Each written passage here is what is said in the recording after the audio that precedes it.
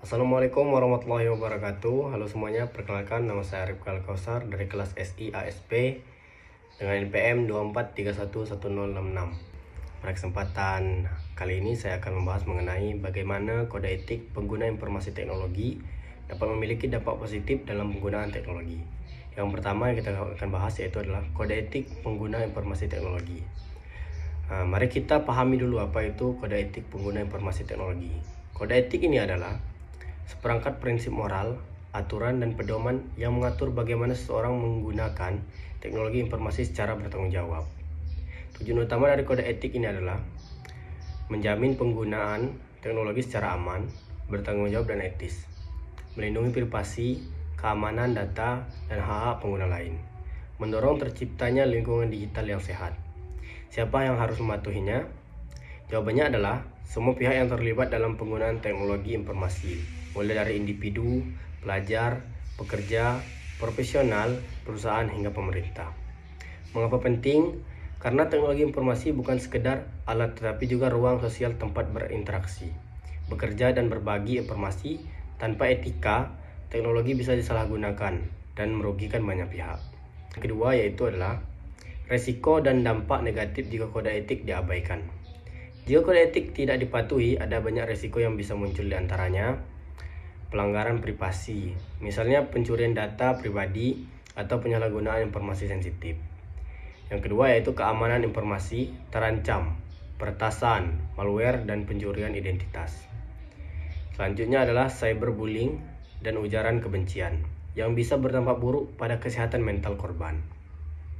Selanjutnya penyebaran hoaks dan disinformasi yang merusak kepercayaan publik dan menciptakan konflik sosial. Dengan kata lain, mengabaikan kode etik sama dengan membuka pintu lebar-lebar untuk dampak negatif teknologi. Yang ketiga yaitu peran kode etik dalam memitigasi resiko. Kode etik berperan sebagai kompas moral dalam dunia digital.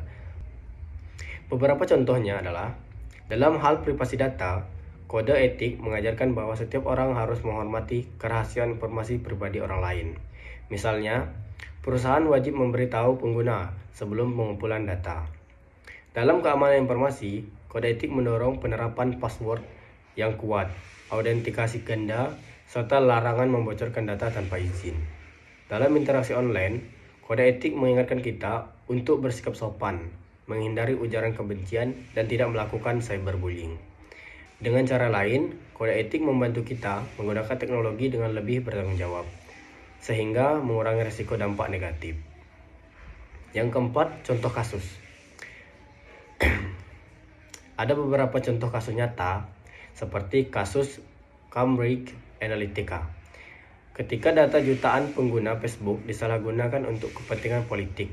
Jika kode etik tentang privasi data benar-benar diterapkan, kasus ini bisa dihindari.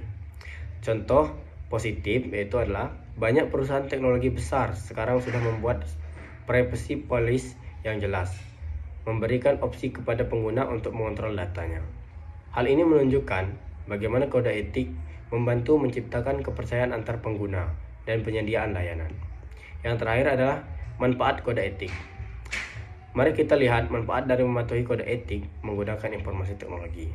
Bagi individu, terlindungi dari kejahatan cyber, mendapatkan reputasi positif sebagai pengguna yang bertanggung jawab. Bagi organisasi, meningkatkan kepercayaan pelanggan dan mengurangi risiko hukum, kerugian finansial. Bagi masyarakat, menciptakan ekosistem digital yang aman, sehat, dan berkelanjutan, serta menumbuhkan budaya saling menghormati dalam dunia maya.